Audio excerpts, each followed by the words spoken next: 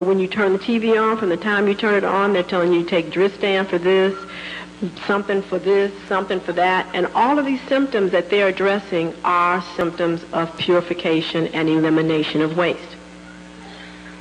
So this is very, very dangerous when you recognize that there's a whole industry that now has been created to making sure that if you're not aware of the natural cleansing process that your body will go through, that you can actually pay to feel better on your way to the grave.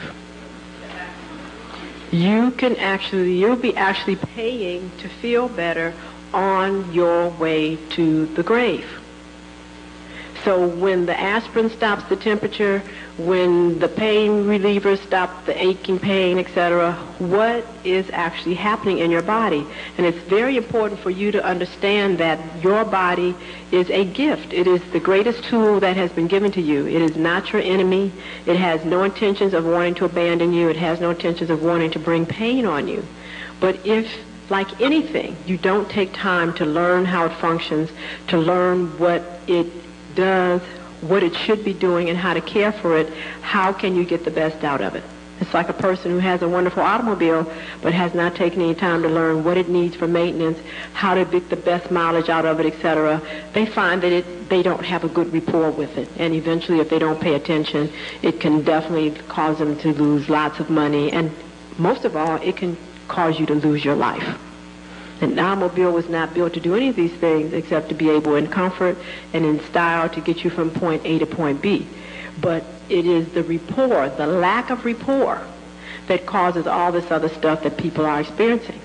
We have to stop putting it on the automobile, or we have to stop putting it on the drugs, blaming the drugs. So we have to take full responsibility that our unwillingness to have a value on understanding what our relationship is to ourselves and what it is that we expect to have as a quality of life is very, very, very important. You know, we have people that they eat some very interesting things. And, you know, we talk about the fact that you can be here indefinitely. Immortality is a reality. But now it's just common sense. You don't have to have, any extensive IQ to recognize that you cannot eat dead and denatured food and not have to finally use your own life force energy to metabolize it.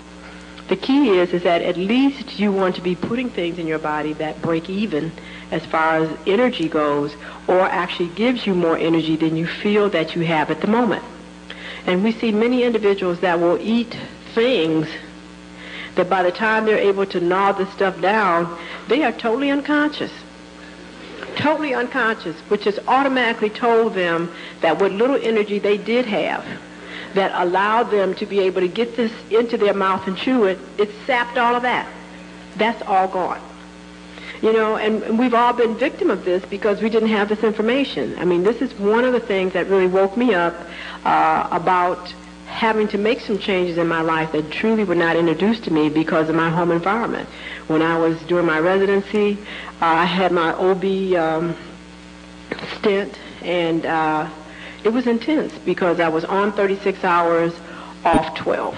And so those 36 hours, I had to be awake and able to respond to women coming in labor, women coming in with symptoms in the emergency room, and having to deal with any problems that were on the postpartum wing. So I recognized that when I wasn't busy and I had time to get down to the hot lunch table before they closed, that when I could get my favorite piece of meat, which was beef, that the rest of my evening was over. And I would recognize on days when I got so busy that the hot lunch line was closed and all was available was just raw, fresh salads, some Jell-O, whatever else, etc. And I stopped eating Jell-O a long time ago when I figured out why the cow's face was on the box. I recognized that I had energy still to be able to get through the night. So, I didn't feel full eating just a salad, but I recognized that I still had surplus energy that I could function. So I made sure that I really was able to finish up everything, and I just made sure I ran in at the very last end to get this piece of meat. They used to have these beef on bun sandwiches, these lots of this rubbery beef on these big onion rolls. So, I got this, and of course, when you're a surgeon, you don't have time to do much anything, so you just kind of gnaw this stuff down real quick, and I went back up to the unit. So we didn't have anybody in labor. Everything in postpartum was quiet. There was nobody in the emergency room. So I said, well, fine, no telling what will break out tonight, so I'll take a nap. When I came to, it was 2.5 hours later, and I, in my mind, had only been asleep about a half an hour. No problem, but when the nurses came in and said, we tried to wake you up on about 3 or 4 occasions to sign some orders off, and we just could not arouse you, that was very frightening, because that meant then that if somebody had to came in bleeding, if somebody had to come in ready to deliver, that I would not have been able to assist them. I would have been just totally incompetent to rise to the occasion. And I was very concerned about that, and I said, well, do I have some kind of disease? What's going on? I mean, I can't finish this residency if I can't be able to be aroused at the proper time. And I had never done this before. So I went to the endocrinologist to find out if I had some kind of endocrine problem, was it my thyroid or whatever. So his thing was, well, you could lose 10 pounds, but otherwise you're fine. Now, did that help me at all? No, because I recognized that I had a problem, because I still did not have an answer for not being able to be coherent and be able to be aroused for 2 hours out of my life. And people are expecting me to be available to assist them.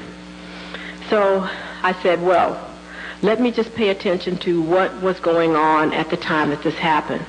And it was very clear to me that, again, this did not happen to me when I did not eat beef.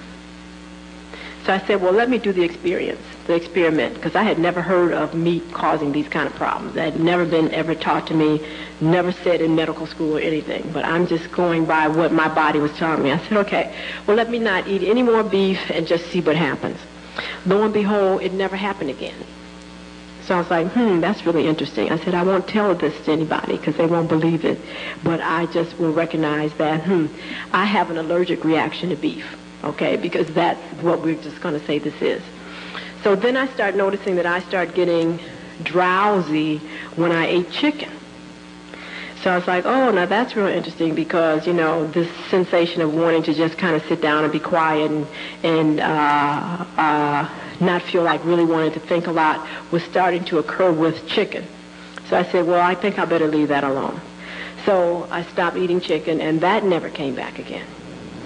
So I would eat fish, and I started having a craving for a lot of protein, so I started eating cheese. As a matter of fact, there was a wholesale house in Detroit where you could get pretty good quality cheeses very inexpensively. So I would buy 5, 7, 8 pounds of cheese, and it would be gone in a week. So I was like, oh, that's, and I loved it, no problem. Nobody ever told me that this stuff wasn't good for me. But, I love shoes. So I looked down at my foot one day, and I recognized I started getting this bulge at the base of my big toe. And I was like, oh, no, there's just no way that I could just be getting a bunion. I could not even understand that. So, I just said, what is it that I'm doing that I did not normally do that would cause this phenomena? See, I was just not willing to accept that this is just something that just happens and you just move on. Now, whether that was my vanity, I don't know, but I just was not going to accept the fact that my toe was supposed to turn inward on its own. No. So, therefore, it came to me that, I was eating all this cheese. I mean, you're eating 5 to 7 pounds of cheese a week. So I said, well, let me just not eat this anymore. I said, okay, we'll give this a little experiment. In 2 months' time, after I stopped eating cheese, my foot straightened out. This lump went away. So I'm like, oh, this is real interesting. So I recognized that animal products, flesh, and their byproducts were something that I could not include in my diet. If I wanted to stay healthy, if I wanted to stay alert, and most of all, if I didn't want my body structure to actually change. So this was still my own personal experience. I didn't necessarily equate this to other people's. And I just kind of tell you this story to let you know that from my own experience, how I felt, what was happening to my body, I recognized that there's a direct correlation with the foods I was eating and the changes that were happening to my body, which were degenerative. Now, there are many, many things that can cause these same phenomena, but what is the underlying factor here? The underlying factor is that I was eating foods that had minimal energy in them, that was causing my body to have to give up its energy, where the normal, natural phenomena keeping my body static was not